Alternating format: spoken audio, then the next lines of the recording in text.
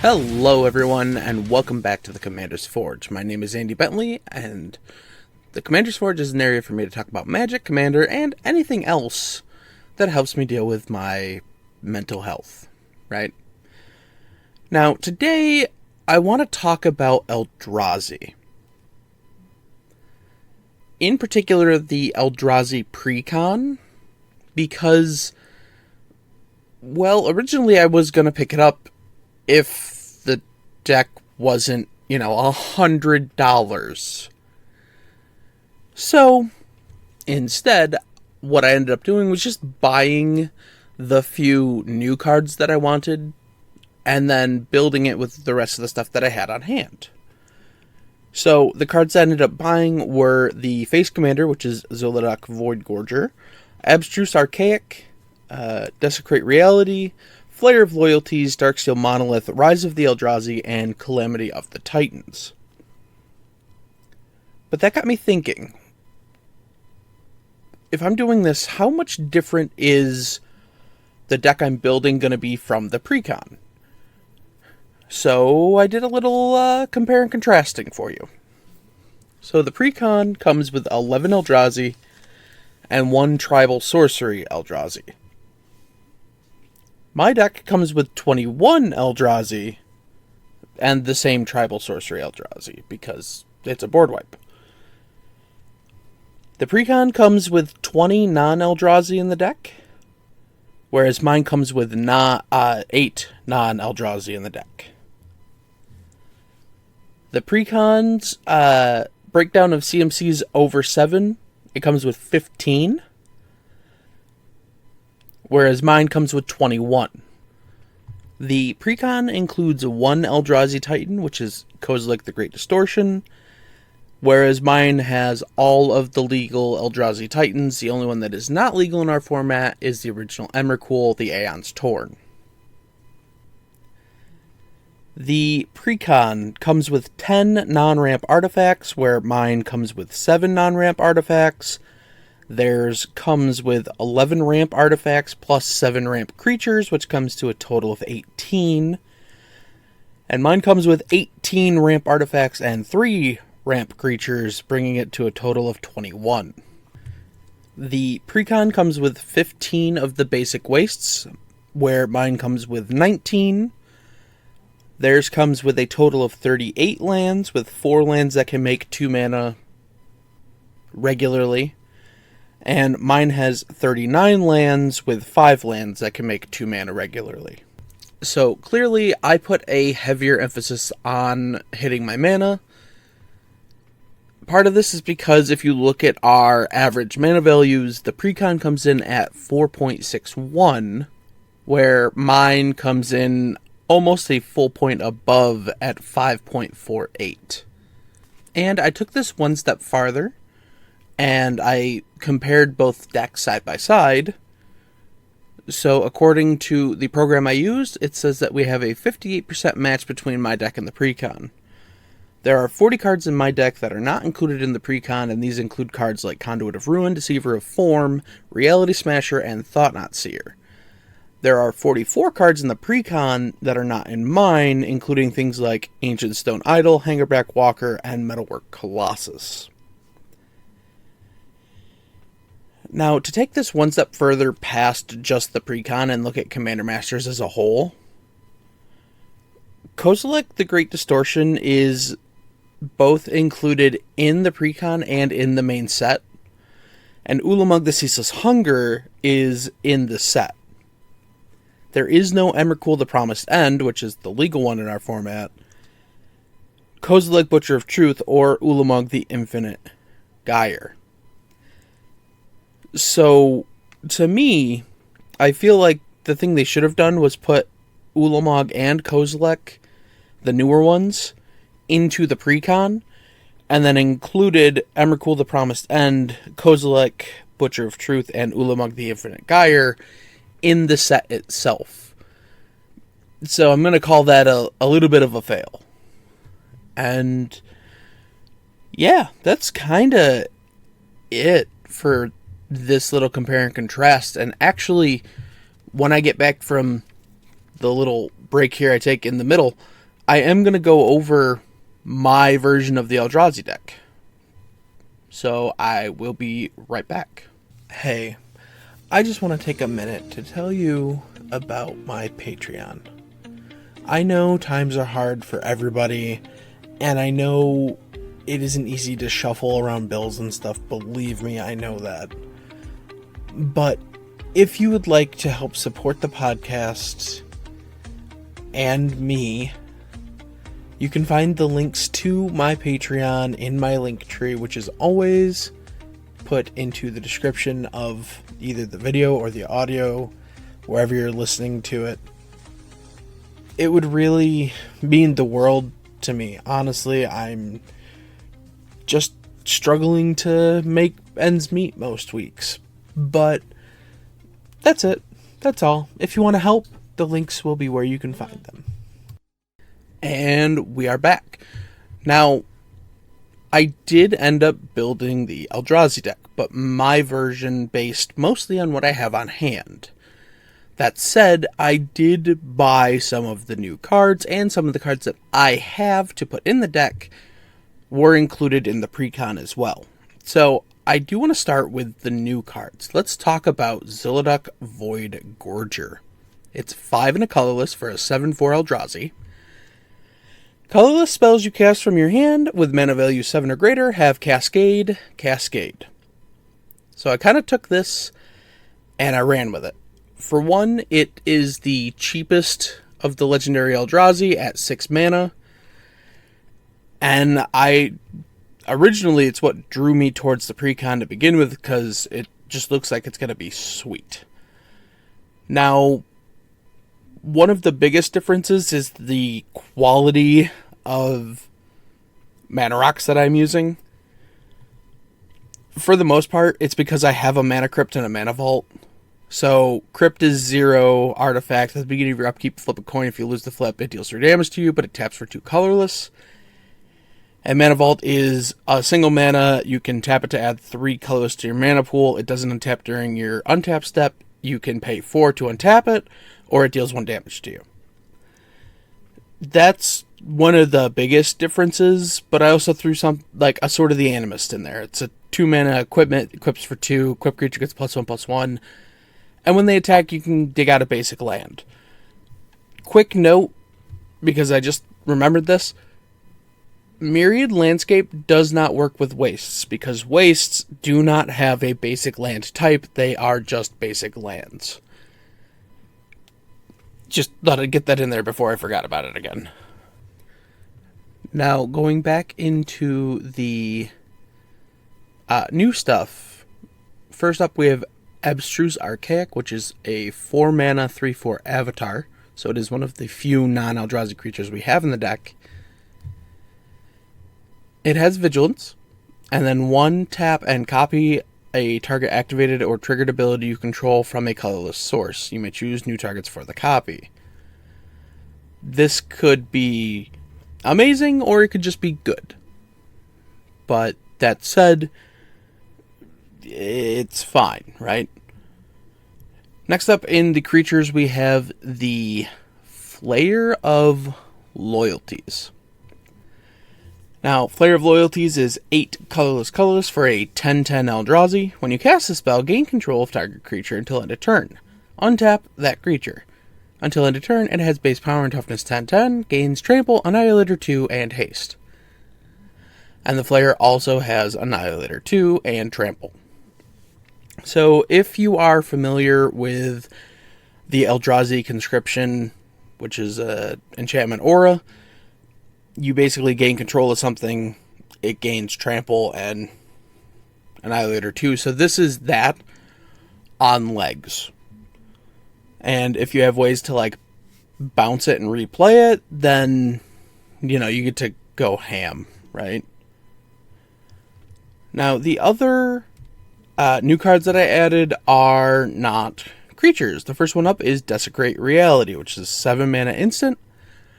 For each opponent, exile up to 1 target permanent that player controls with an even mana value. And 0 is even in this case. And it has Adamant.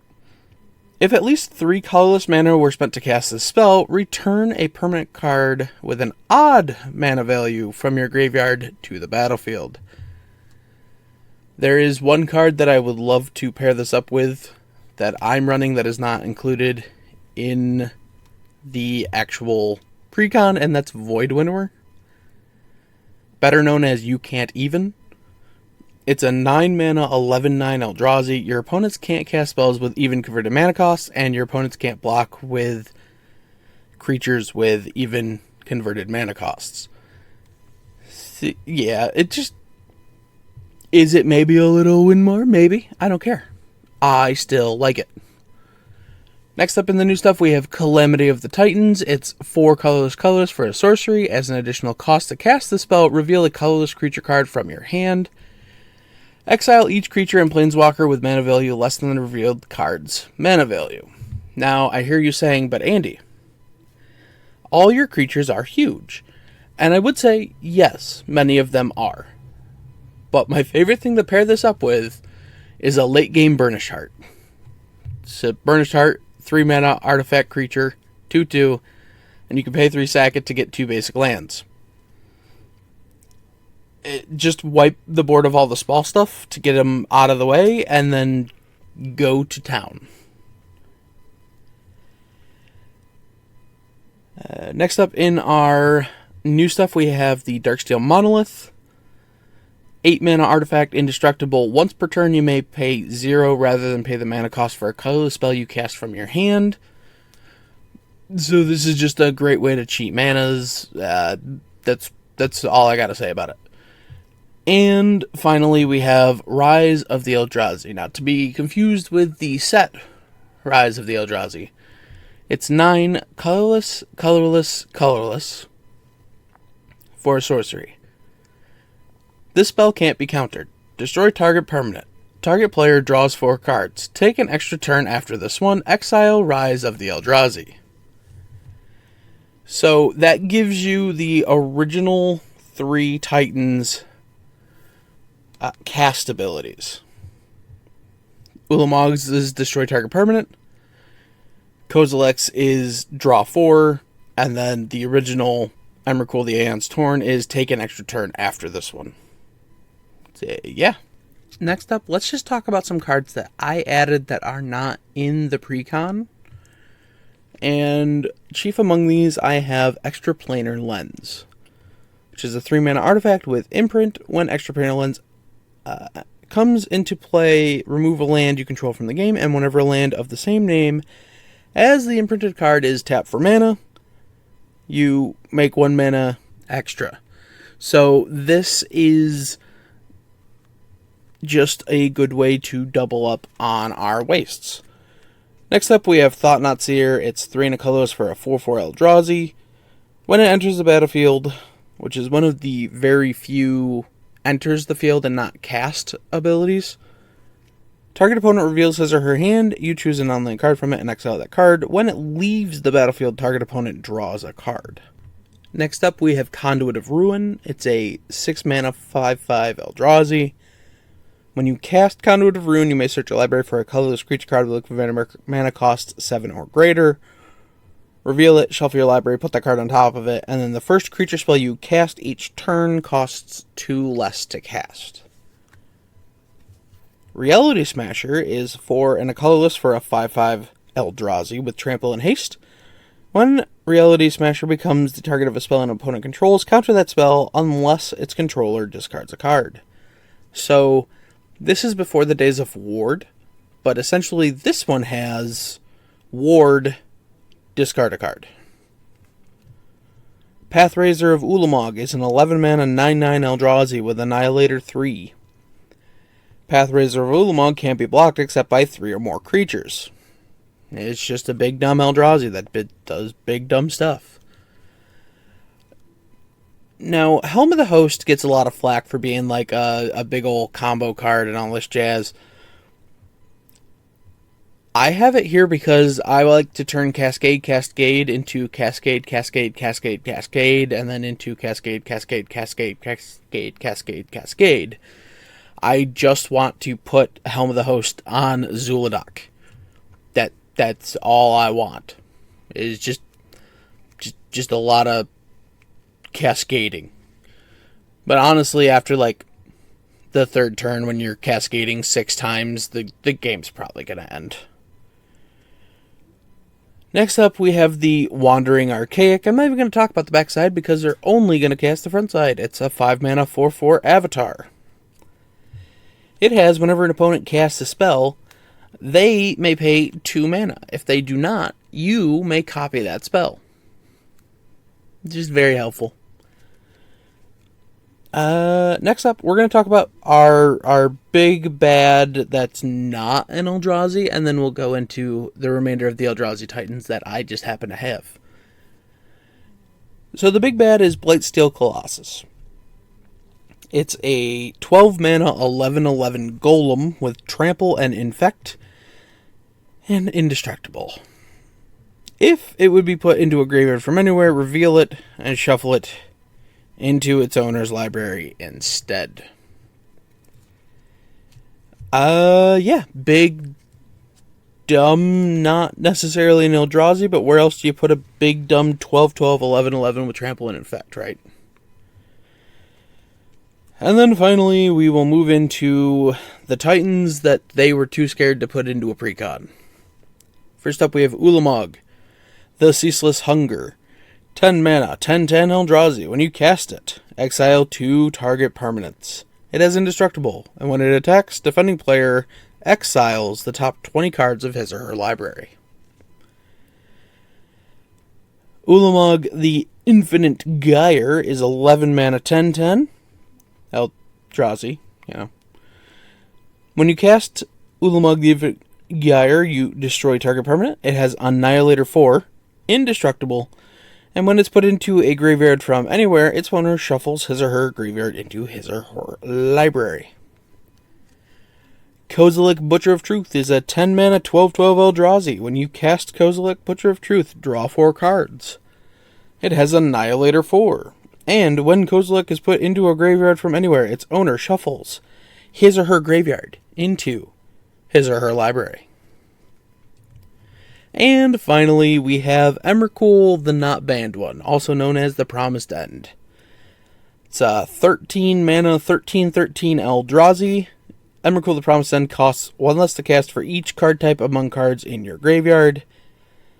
When you cast Emrakul, you gain control of target opponent during that player's next turn. After that turn, that player takes an extra turn, and it has flying, trample, and protection from instants. Yeah, that's basically it, but I do want to go over some of the lands that I included that are not in the precon. Alright, we're going to keep this relatively short. Strip Mine, taps for a colorless. Sacrifice Strip Mine, destroy target land. Command Beacon, taps for a colorless. Sacrifice Command Beacon, put your commander into your hand from the command zone. Fabled Passage, land, tap, sacrifice Fabled Passage. Search your library for a basic land card. Put it onto the battlefield, tap, then shuffle. If you control 4 or more lands, untap that land. Draneth Ruins, land, taps for colorless. You can pay 2 and tap it to put 2 +1/+1 counters on a target non-human creature that entered the battlefield this turn. Small spoiler, there are no humans in this deck. Mirror Pool, land, enters tapped, taps for colorless. You can pay 2 and a colorless and tap this and sacrifice it to copy target instant or sorcery spell you control. You may choose new targets for the copy. Or you can pay 4 and a colorless, tap, and sack Mirror Pool to put a token onto the battlefield that's a copy of target creature you control.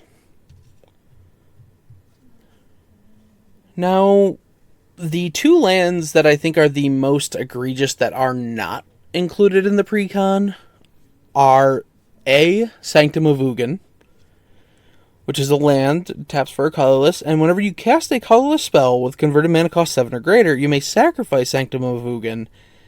If you do, search your library for a colorless creature card, reveal it, put it into your hand, and then shuffle your library. And finally, we have the Eye of Ugin, the Eye of Eugene himself. It is a legendary land, Colorless Eldrazi spells you cast cost 2 less to cast. You can pay 7 and tap and search your library for a colorless creature card, reveal it, put it into your hand, and then shuffle your library. So, this is the Eldrazi land. It helps you get Eldrazi into your hand. It helps you cast your Eldrazi for less. And it was not included in the precon.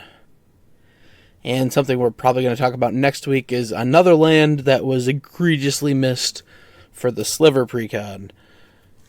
But that's kind of it for this week. I don't have anything else to tell you.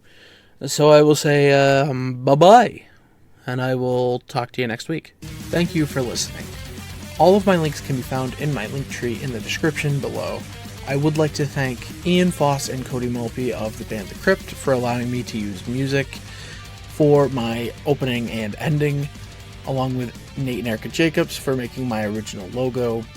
And I would also like to thank Christina McNichol for creating my new logo. And I'll see you next time.